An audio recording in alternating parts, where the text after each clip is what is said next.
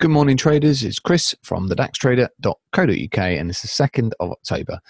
Today, we're going to take a look at the futures and CFD DAX technical analysis, and we're going to start off with the futures. Now, the trading disclaimer applies. Pay attention to that in the video description.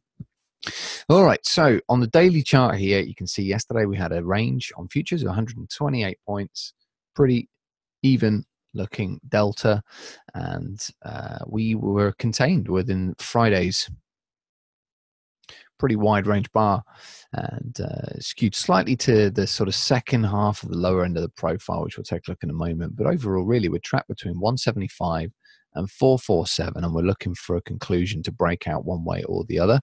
We tagged the underside of this upsloping low to low trend line, so at the moment it's definitely a sort of a bearish signal. We're currently in a bullish minor swing, but a break below 237 will probably flip that, and definitely a break below 175 will continue that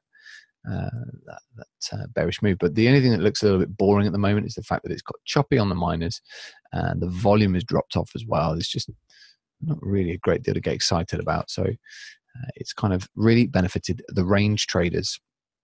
I was playing with an idea of a zigzag over the last couple of days to see whether or not we can anticipate a potential expansion target here if this was going to be our guy, little zigzag in the middle there. And to do that, you just put a simple retracement tool, the 50% line through the middle of the zigzag, and it gives you an opportunity to target the extension to the downside. It did retrace a lot further than I expected yesterday at this point up here, but what I found interesting is that it's actually tagged this composite point of control.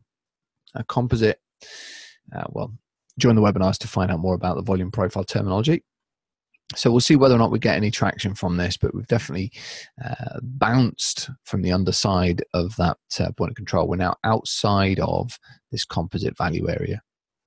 So we'll see how far we can move to the downside. Gap lower this morning, a little bit of momentum. Whether we close this gap from Monday would be interesting to watch. And does this particular support level hold will be another question to ask. Break below that is definitely a strong bearish signal.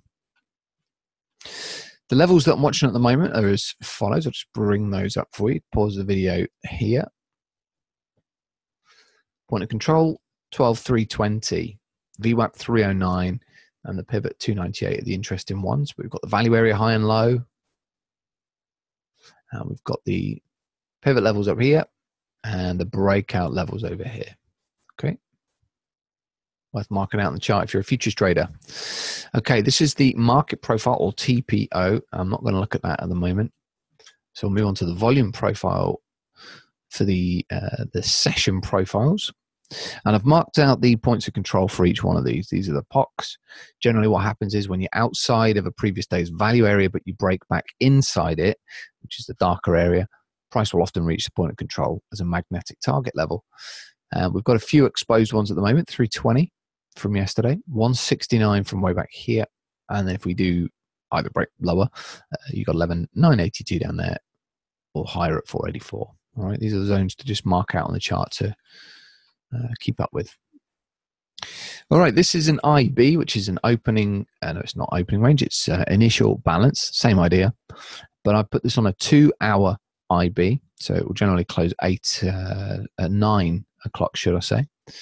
And this was yesterday's, and you can use a very, very simple strategy to trade a breakout if you want to, but it's good to see how prices generally react at those levels, because you can get a trending day if you break above or below the 2-hour IB. I use a 2-hour IB because I like to take into account the cash open. Normally it's just an hour. At the moment, it seems to be just continuing to push to the downside and create a lower and lower IB. So we'll see. This is a 34 tick chart on futures, and it's showing VWAP, volume weighted average price. And you'll see how price often generally responds to that during the session.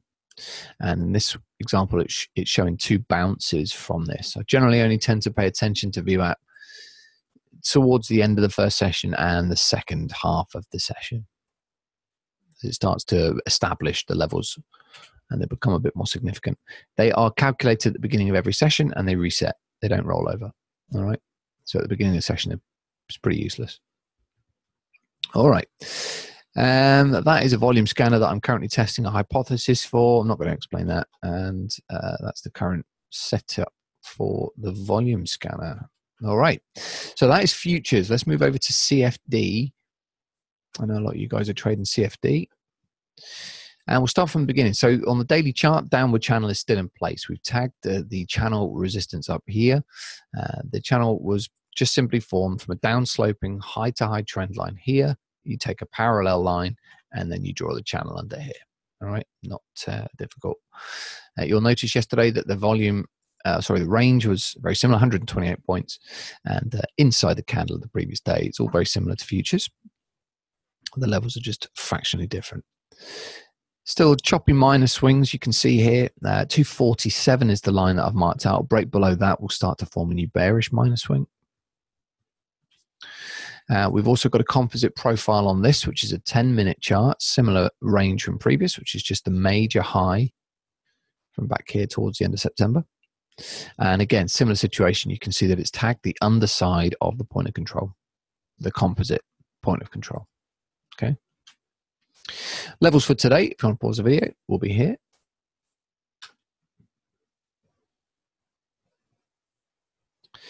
And you can see that we're underneath the value area for yesterday. This is the profile for yesterday. If we break above the value area low, then you'll likely see that it will tag the point of control, and that is a potential area which I'm watching for a retracement. So strategy today, if we do get a bounce higher from here, we'll close the gap, maybe get towards that point of control. And if we wanted to short, maybe that's an opportunity up there. Use good risk management. Always use a stop loss and get 3-to-1 on your trades every time.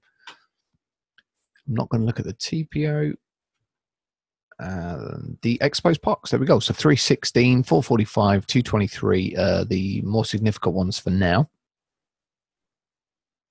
Mark those out in your chart. Well, this is the chart I sent out yesterday, actually, in the chat room, which is just a simple bearish divergence sell signal. High on price, lower high, slightly tenuous on the oscillator. Don't like cutting through. Yeah, it is what it is. But as you can see for now, since the top of that signal, and it probably took a few bars to really form, but imagine you were to get in there, you're still looking at about 100 points, which is all that some people need in a week on one single, very simple trade. The CFD volume scanner is starting to provide a whole bunch of sell signals. I might be more interested in being conservative, waiting for a pullback, close the gap, get up to the POC, and maybe looking in that zone. But we'll see. Hiding a stop loss might be tricky because I think that's pretty obvious to have a stop loss somewhere up here. You'd be looking for a stop run, just asking to be stopped. But we'll see. Might be more aggressive. But make sure you use one if you do go for that. And it gave a whole bunch of buy signals yesterday in the first similar part of the session. But this is a volume scanner, and I don't really tend to trust CFD volume, so I don't know how much stock I'll put into this. So there you have it. That is a good summary for the DAX and for futures and for CFD with some of the key levels. I hope that helped. And come and join us at the webinar, which normally takes place at 7 o'clock. Most mornings, and we'll generally go through some swing trading techniques and have a look at the charts in a bit more detail. This is just designed to be the summary. But thank you for watching, and thank you for supporting the channel. If you like what we're doing here, please like the video, visit the website, thedaxtrader.co.uk, and you've got some additional content you can view here. Ring the bell, subscribe to the channel, and we will see you at the webinars over the next few days. Thanks for watching. Take care.